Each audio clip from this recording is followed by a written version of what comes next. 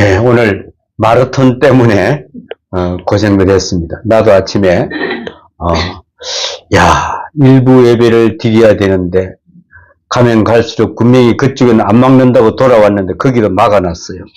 그래서 이쪽으로 또 이쪽에도 또 막아놨어요. 그래서 차에서 내려서 경찰한테 부탁을 했어요. 내가 이 앞이 집인데 가야 된다 그랬더니 아침 참 성령님은 그렇게 움직여 주세요. 잠깐만 대기하십시오. 지금 차 타고 대기하십시오. 그러더니 거기 대도 탁탁 치우더니 바로 지나가십시오. 그냥 오늘 그 경찰이 있는 데서 불법으로 왔는데도 아무 타치하는 사람이 없었습니다. 하나님이 하시면은 그렇게 편안하게 해주시는데 내가 하려고 항상 힘들어요. 그래서 참 감사하다 그런 생각을 느끼게 했습니다. 그리고 오늘 제목이 분복을 지키는 자의 복. 분복. 자, 분복은 이게 분깃은 성경에서 하나님이 주신 복, 하나님께서 분배된 것이라는 뜻으로 쓰여집니다.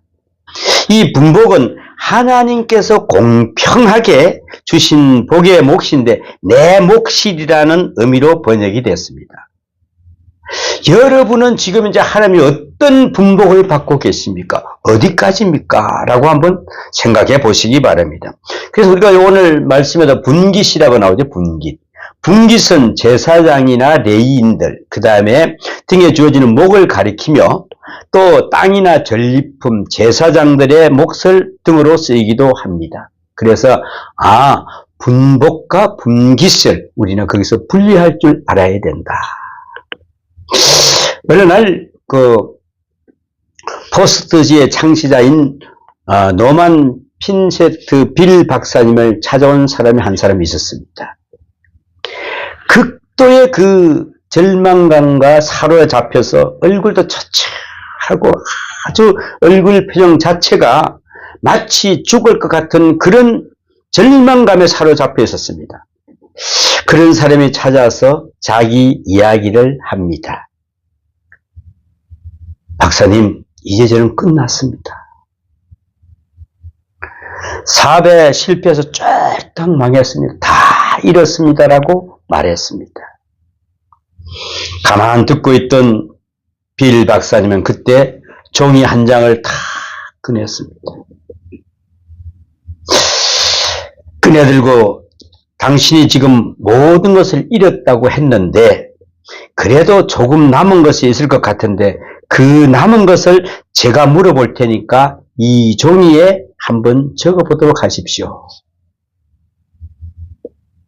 그리고 물었습니다. 부인이 있습니까? 네. 제 아내는 참 참하고 좋은 사람입니다. 네, 그렇군요. 적으세요. 자녀가 있습니까? 예, 셋이 있습니다. 아주 예쁘고 잘 자라고 있습니다. 그것도 잘 적었어요. 친구가 있습니까? 예, 있지요. 제 몫을, 제 뜻을 알아주는 친구 몇 친구가 있습니다. 그래요. 적었어요. 요즘 건강은 어떻습니까? 그저 아직까지는 건강 괜찮습니다. 이렇게 말을 해 나가다가 이 남자가 스스로 하는 말이 어쩌면 내 사정이 그리 나쁘지 않은 것 같습니다. 다 잃어버린 줄 알았는데 아직도 가진 것이 많구만요. 하고 고맙습니다 하고 돌아갔다는 이야기입니다. 불행은 여기에 있습니다. 가지고 싶은 것을 못 가지고 있다는 것에 있는 게 아니고 가지고 있는 것을 모르는 것에 있다는 것입니다. 내가 가지고 있는 소중한 것을 모르고 있다는 것은 무엇입니까? 여러분은 무엇을 가지고 계십니까? 무엇이 지금 남아 있습니까? 다시 한번 찾아보세요. 다 잃어버린 것 같으나 아직도 가지고 있는 게 굉장히 많습니다. 가지고 있다는 게 더 큰 것입니다. 더 근본적이고 더 소중한 것입니다. 그걸 모르기 때문에 불행한 것입니다. 아무리 많은 것을 가졌더라도 내가 가지고 있는 것이 무엇을 의미하는지를 모르는 사람은 아무것도 가지지 못한 사람이다. 아는 것이 없어서 불행한 것이 아닙니다. 내가 알고 있는 것을 실천하지 못했기 때문에 불행한 것입니다. 더 많은 것을 알려고 들지 말고 아는 대로 살아보세요. 아는 대로. 하나님은 넉넉하게 주셨습니다. 우리에게 넉넉하게. 소원은 성취하지 못했는데 부터 불행이 오는 것이 아닙니다. 현실의 뜻을 모르고 있기 때문에 문제입니다. 사람은 항상 흑자를 평가할 수 있어야 합니다. 흑자. 들어오는 건 나만 많은데 모든 일에서는 늘 적자만 계산합니다. 나는 이것이 안 돼, 이것이 없어. 이렇게 계산한다는 것이죠. 무엇을 잃었는지, 무엇을 잃어버린지만 생각을 합니다. 그리고 거기에 몰두합니다. 아닙니다. 그런 가운데서도 얻은 것이 있습니다. 이것을 잃어버리고 저것을 얻었습니다. 여러분, 건강을 잃어버리고 무엇을 얻었습니까? 믿음을 얻었습니다. 재산을 잃어버리고 무엇을 얻겠습니까? 겸손을 얻었습니다. 얻은 게 참 많습니다. 얻은 것, 이 흑자 쪽으로 평가할 줄 아는 지혜를 가진 사람은 항상 흑자 결론을 내립니다. 그 사람에게 행복이 있는 것입니다. 복이 무엇입니까, 여러분? 복은 어떻게 주어지는 것입니까? 심리학에서 이런 말을 합니다. 인간은 자신이 생각하는 방향으로 변화하는 존재다. 대단히 중요한 의미가 있습니다. 자기가 원하는 만큼 세계를 산다는 것입니다. 이 말은 변화하는 대로 생각하는 존재가 아니고 생각하는 대로 변화하는 존재라는 그런 말씀입니다. 여러분, 안경이 달라져서 사람이 달라질 줄 알았지만은 천만의 말씀이에요. 아무리 안경이 달라져도 달라질 수 없는 사람은 못 달라집니다. 덜 된 사람은 항상 덜 된 사람입니다. 욕심쟁이나 항상 욕심쟁이요. 불평하는 사람들은 늘 불평합니다. 여기서 중요한 문제를 한번 생각해야 합니다. 내가 생각하는 방향을 변화가 옵니다. 내가 어떤 변화를 가지는지, 어떤 생각을 하는지. 그 변화된 존재는 바로 내가 결정하는 것입니다. 오늘 본문에 보면은, 성경에 보면은 다윗 왕은 하나님 앞에서 아주 복에 대한 소중한 말씀을 합니다. 정말 언제 읽어봐도 우리의 마음을 뜨겁게 하는 귀한 간증이 담겼고 신앙 고백이 담겨있는 거룩한 시입니다. 그는 말합니다. 모든 복은 하나님께로부터 온다. 그래서 하나님 자신이 내 복의 근원이다. 하나님과의 정직한 관계가 바로 복이라고 생각을 했습니다. 그는 물질이 복이라고 생각하지 않았습니다. 그는 지도자가 나라를 다스려 국민을 편안하게 하고 풍요롭게 사는 것을 복이라고 여기지 않았습니다. 여호와가 나의 복이다. 그로부터 복이 온다는 것입니다. 그 유명한 고백을 다시 한번 들어보십시오. 시편 37편에 보면은 여호와를 기뻐하라. 그가 나의 소원을 이루어 주시리라. 여호와를 기쁘게 할 때 그분이 나의 소원을 이루어 주시리라. 여호와를 기뻐할 때 내 소원을 이루어 주시는 것입니다. 그것이 바로 복이라고 했습니다. 잠언 16장 1절과 9절을 보면은 마음의 경영은 사람에게 있어도 말의 응답은 여호와께로 말미암느니라. 우리 경영, 말을, 응답, 이거 하나님께 다 주신다는 것입니다. 근데 우리는 내가 응답받고 내가 해결을 하려고 그래요. 오늘 9절 말씀에 보니까 16장 9절, 잠언 16장 9절 말씀도 사람이 마음으로 자기 계획을 할지라도 그 걸음을 인도하시는 자는 여호와시니라 그랬습니다. 여러분, 오늘 이 시간 나오고 싶다고 내가 교회 가고 싶다고 나오는 것이 아니라 성령께서 우리를 인도하시게 만들었다는 것입니다. 우리는 한때 잘못 생각하고 잘못 말한 적이 참 있습니다. 그것이 바로 하면 된다. 하면 된다. 안 되면 되게 하라. 이런 소리까지 하지요. 참 금방진 소리죠. 어떻게 안 되면 되게 합니까? 해도 안 되는 걸 이제서야 알았습니다. 아무리 몸부림을 치고 안 될 건 안 됩니다. 하나님이 주시지 않는 것을 받은 사람이 없습니다. 하나님의 길을 떠나 잘 살 수 있는 길이 없습니다. 왜냐 하면은 하나님께서 인도하시는 방향이 있어요. 방향. 하나님을 찾도록, 하나님께 나아가도록, 하나님께 돌아오도록 하나님은 인도하실 참입니다. 자, 이제 하나님을 떠나서 복을 받을 길이 없습니다. 아무리 몸부림을 치고 발광을 해도 소용이 없습니다. 하나님의 길을 떠나서 복된 길은 없다. 이 간단한 진리를 오늘 우리가 배우고 있는 것입니다.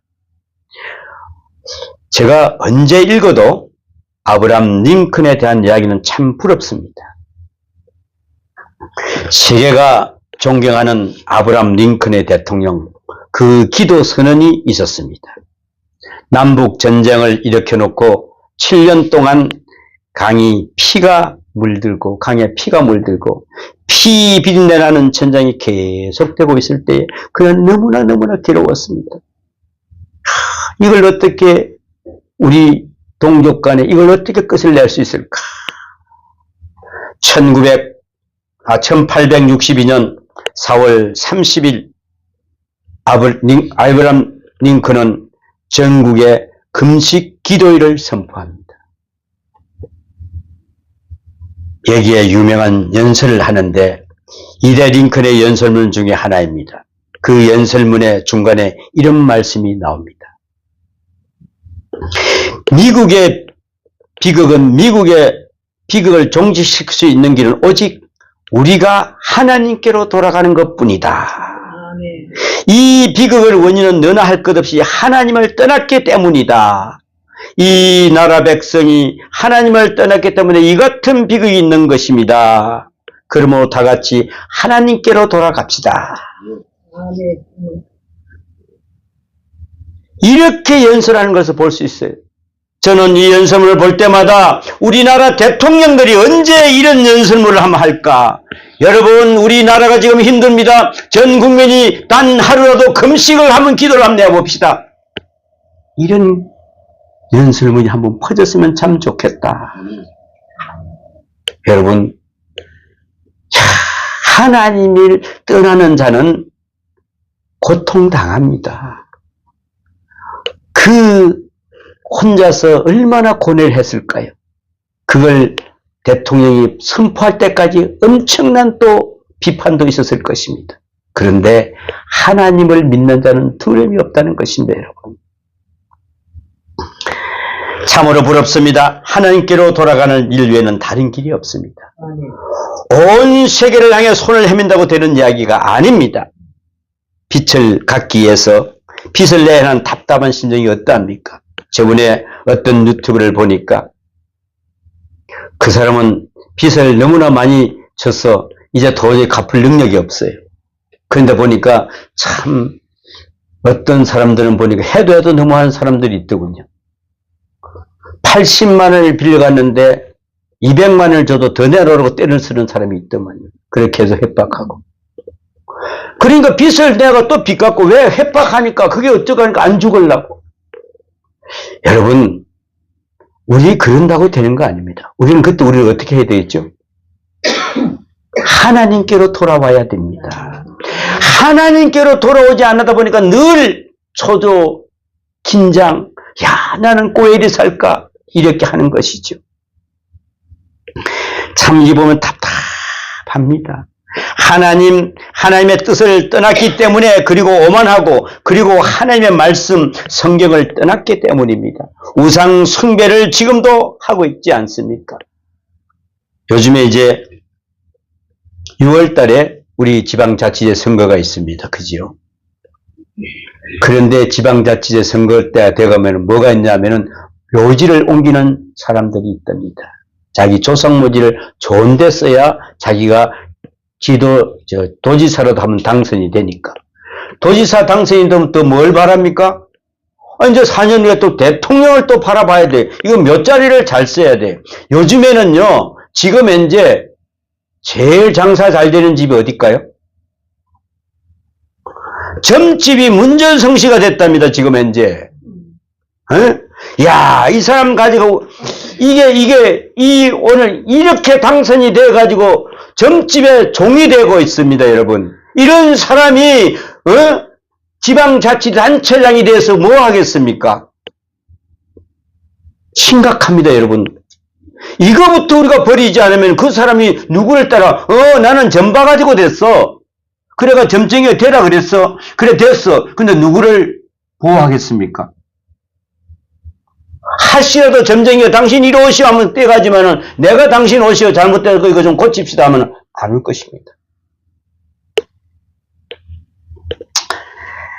참, 우리나라가 지금 어디로 가고 있는 것입니까, 여러분? 이렇게 해서 우리가 잘 간다고 생각하십니까? 여호와께로 돌아가고 하나님과의 정직한 관계를 이룰 생각을 못합니다. 아직도 정신을 못 차린다면 그때 어떻게 될 것 같습니까? 복은 하나님께로 돌아가는 길 외에는 없음을 분명히 우리는 알아야 합니다. 두 번째로 본문에서 말하고 있는 것은 분복의 뜻을 알아야 한다는 것입니다. 분복. 하나님께서 우리에게 주신 분깃이 있고 분복이 있고 줄로 재어진 구역이 있다는 것입니다. 여러분, 모든 것을 다 가질 수도 없고 다 가질 필요도 없습니다. 각자에게 맡겨주신 만큼의 분복이 있습니다. 그 이상을 바랄 필요가 없습니다. 사도 바울 입장을 보아도 좀 성서적으로 깊이 말씀합니다만은 많은 생각을 한번 해보세요. 바울이 하나님의 사람이 될 때에 예수를 믿고 사도가 됐을 때에 그때 바라는 게 뭐냐 하면은 민족에 대한 간절한 열망이었습니다. 바울은. 자기 동족 유대민족이 하나님께로 돌아오기를 바랬습니다. 그래서 그는 어느 지방에 가서 선교를 하든지 유대 사람의 회당에 들어가서 복음을 전합니다.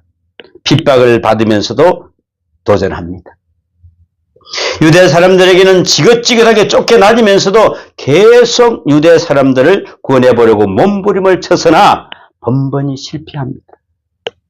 상당한 기간이 흐른 뒤에야 다음에야 그들은 깨달은 것 같아요. 하나님의 심부름은 적어도 사도 바울의 부르심은 이방인의 사도로 부렸다는 것입니다.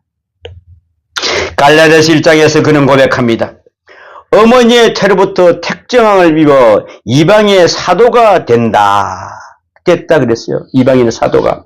진작 그렇게 생각할 것이지. 그의 사명은 그에게 맡겨진 분복은 이방 사람에게 복음을 전하는 것이지 유대 사람을 상대하는 게 아니었다는 겁니다. 누구에게나 맡겨진 분복이 있습니다. 어느 사람이 돈을 좀 벌어놓고 중간에 목사가 되겠다고 했어요. 그래서 그것도 나이가 많았는데 이제 와서 저분이 무슨 신학을 하려고 하나. 그런데 어떻게 신학을 해서 교역자가 됐습니다. 교회도 돈이 많다 보니까 잘 만들었습니다. 그런데 교회 부흥이 안 되더랍니다. 교회 부흥도 장사식으로 했거든요. 교회 학적으로 해보려고 하니까 안 됐습니다. 그런데 그분이 새벽마다 이거 새벽 기도 와야 된다. 그게는 좀 힘들더랍니다. 그래 좀 쉬고 수요일 저녁에 좀 바쁘니까 좀 빼고 금요일은 그냥 가서 자기들끼리 하라 그러고 주일날은 한번 예배를 드리면 되고 자 완전히 신사도 정신으로 교회를 개척하고 있습니다. 좋습니다. 체질상 안 되더랍니다. 그래서 결국은 문을 닫았습니다. 여러분, 뭐가 있으면 분복이 있음을 잊지 마십시오. 하나님이 주신 그 분복, 공부하는 사람도 마찬가지입니다. 기억력이 좋은 사람도 마찬가지입니다. 창의력이 좋은 사람도 있습니다.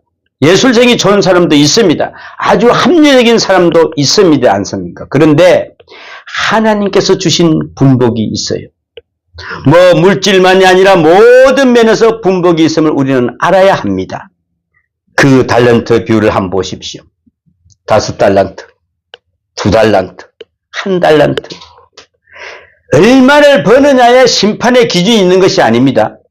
네 돈 얼마 벌어와서 이거 기준이 있는 것이 아닙니다. 남겼느냐 못 남겼느냐, 얼마나 작은 일에 충성했느냐, 그것만 묻는 것입니다. 그러니까 물량적으로 평가를 받을 필요가 없다. 나는 5달란트를 받았으니까 아니 10,000달란트를 벌어야 되고, 나는 2달란트를 벌었으니까 10만 달란트를 벌어야, 이게 아니라 작은 일에 충성을 했느냐, 자기가 맡겨진 본복을 소중히 여기는 것이 중요하다는 것입니다. 꽤 많이 가져야 될 필요가 아무것도 없습니다. 어느 목사님이 옛날에 미국의 부잣집에 초청을 받아 가봤더니 우리나라에 있었던 걸 가만히 쳐다보니까 우리나라의 집들도 그래도 좀 잘 사는 집은 괜찮은 집이라고 생각해서 그 집을 초청을 받아 가봤는데, 그 외국의 저택에 비하면은 이거는 우리나라 집들은 사랑방 정도도 안 되더랍니다.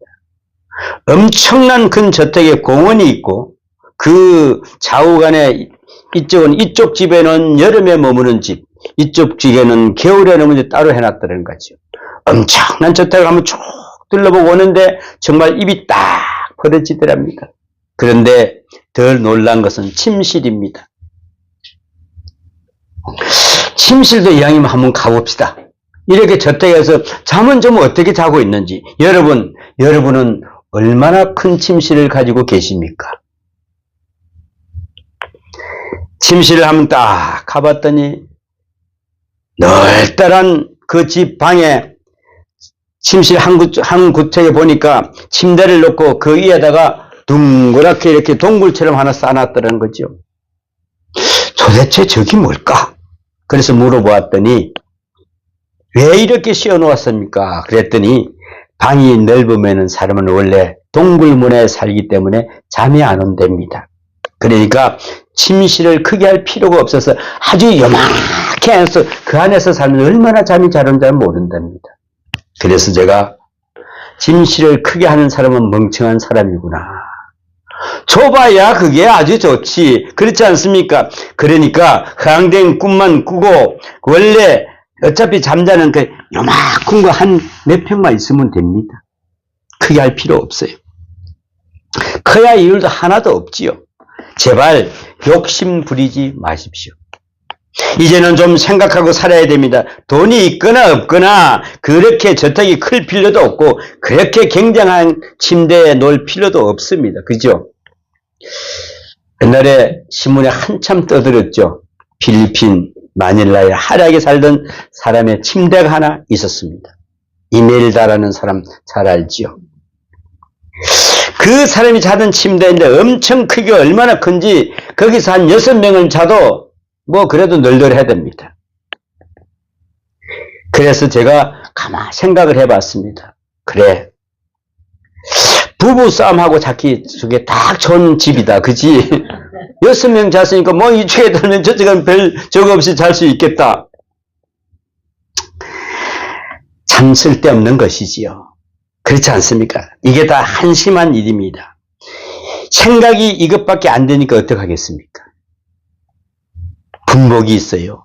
다 먹을 수 있고 다 가질 수도 없고 어차피 나는 요만큼만 살다가 이렇게 가는 것입니다.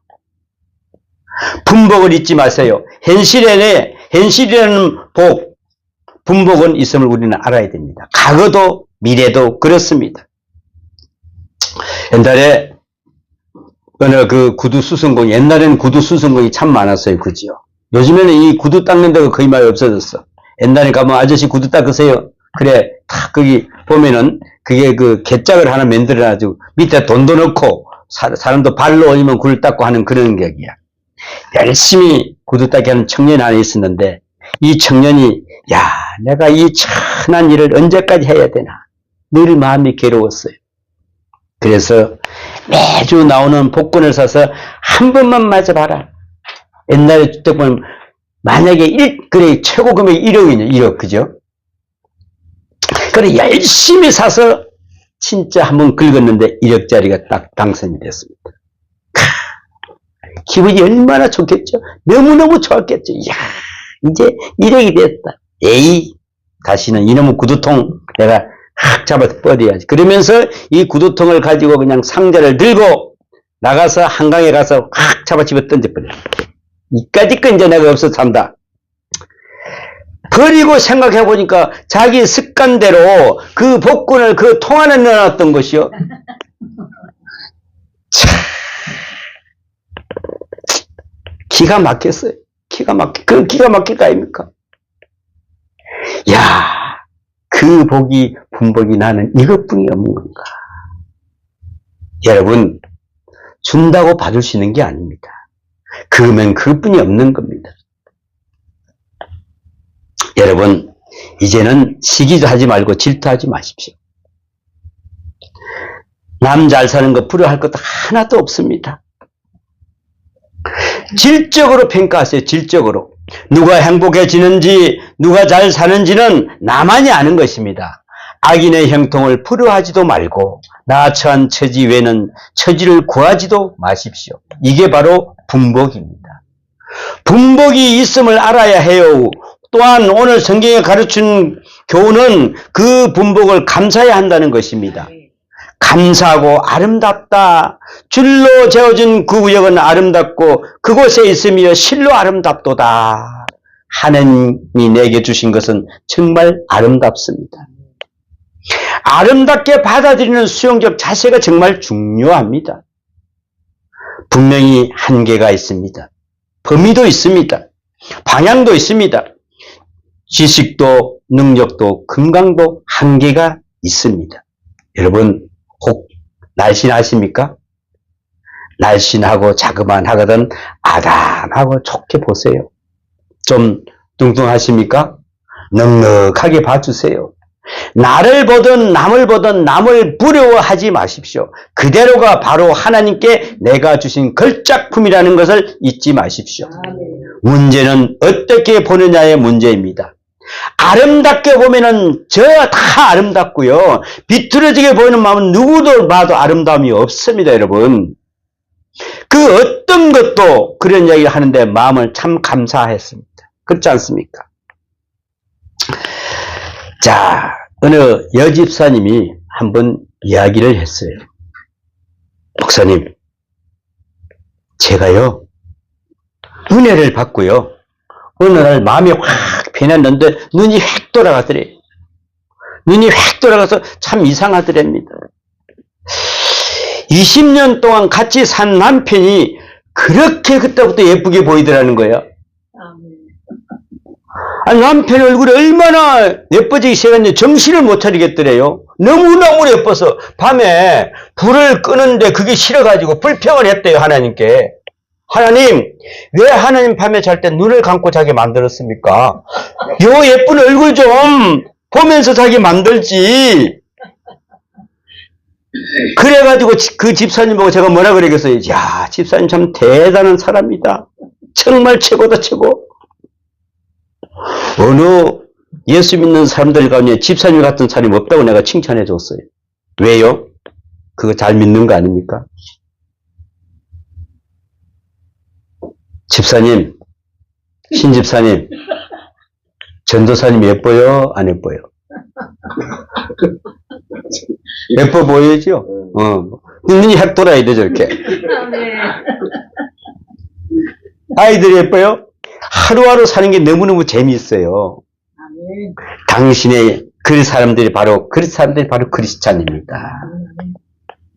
우리가 자꾸 예뻐 보여야 돼. 아유, 그러니까 보면은, 야, 저거는 보면 볼수록 진짜 정남이 떠지르다. 이러면 같이 못 누워있지. 그래서 우리 집사님이 강원도 눈이 와서 막 빨리 온 게 아니고, 예쁘니까 빨리 온 거예요. 네? 그게 예쁘니까 그런 거예요. 자, 그런데 그렇지 않습니까? 또 이런 게 있어요. 언제, 왜 하나님이 해필이면 진작 이런 원수 남자를 더불어서 평생 이렇게 살게 만들었을까? 아이고 참, 언제 이 남자 좀 채워주나 이런 사람도 있다는 겁니다. 어느 때까지 해야 되겠습니까, 여러분? 우리가 비틀어진 마음을 가지면 아무리 해도 마음이 바로 서지를 않습니다. 나에게 주어진 구역은 아름답습니다. 직업도 가정도 먹는 것도 내 얼굴도 아름답습니다. 바로 그것입니다, 여러분. 아름답게 보이는 것입니다. 아름답게 보여지는 것입니다. 그것이 바로 축복입니다. 그 시각이 그것이 복입니다. 그 마음이 바로 그게 복의 근본이라는 말씀입니다. 바로 이게 복입니다. 미국 정신건강협회에서 행복에 대한 5가지를 권고하는 말이 있는데, 행복하려면은 첫째 뭐 해야 될까요? 마음이 너그러워야 된답니다. 너무 까다롭게 되면은요, 그 사람 볼 때마다 이상해 보여요. 너그럽게 이것도 보고 저것도 보고 참 예쁜 모습만 봐야 돼요. 또 두 번째가 중요합니다. 현실적으로 자기를 평가하라. 참 중요한 일입니다. 사실을 내 지금 여기서 인정하세요. 뭘 어떻게 인정하지? 인정 안 하면 어떡하겠어? 자, 퇴직된 거 맞잖아. 내가 늙었으면 늙은 건 맞잖아. 없는 것 없는 건 맞잖아. 사실을 사실대로 현실대로 평가하는 것이 맞잖아. 이게 시각적이지. 그래야 행복합니다. 또 자부심을 가지세요. 왜요? 아직도 난 소중한 자들까. 자기가 자기를 소중히 여기야 한다. 누가 소중히 여기십니까, 여러분? 그렇지 않습니까? 하나님 앞에서 받은 은혜를 통해 난 소중한 존재라는 걸 알아야 하고요. 또한 무엇을 하든지 최선을 다하고요. 그 결과에 대해서 묻지 마세요. 최선을 다했다고 한 그것으로 만족하세요. 그리고 행복해 하세요. 그리고 항상 맹랑하게 살아야 한다고 합니다. 항상 스마일 하세요. 왜? 입에도 꾹 물고 다녀요. 뭐 사탕을 넣어놨나? 그 떨어지면 안 되게? 이것은 일반적인 교훈입니다. 많은 한국 사람들이요, 만족도에 문제가 있다고 합니다. 전에 세계에서 최근에 연구한 사람들이 말에 의하면은 한국인들의 행복도는 몇 프로일까? 세계 18개국을 한 회복들을 조사를 해봤답니다. 한국 사람들 몇 프로 나올 것 같아요? 65%. 조사한 결과 18개국 중에 최하위더랍니다. 가졌든 못 가졌든 우리는 스스로 불행해요. 행복할 줄을 몰라요. 그러더랍니다. 자, 일본 사람들은 몇 프로 나올 것 같아요? 77%. 그리고 영국 사람은 경제적으로 그때 어려운데도 95%가 나왔대요. 뭘 말하는 것이냐면은 우리는 행복해야 할 줄을 모른다는 것입니다. 가져도 못 가져도 끝까지 불만밖에 없어요. 짜증을 터지고 이거 참 문제 아니겠습니까? 가지면 가졌더라고 짜증, 못 가지면 못 가져 짜증. 얼마나 넉넉합니까? 그래서 우리 예수 믿는 사람들이 이걸 행복을 퍼뜨려야 돼. 이게 누리게 돼야 돼. 행복 퍼뜨리는 노력. 응? 행복할 줄 알아야 됩니다. 자, 하나님은요, 모든 것이 하나님께로 말미암다. 하나님께로. 그러므로 감사하십시오. 모든 안에서 하나님 살아계심의 말씀이 있습니다. 조용히 말씀을 들으십시오. 모든 일에 하나님의 손길이 있고 하나님의 인도하심이 있습니다. 그가 인도하시는 길로 조용히 순종해 나가십시오.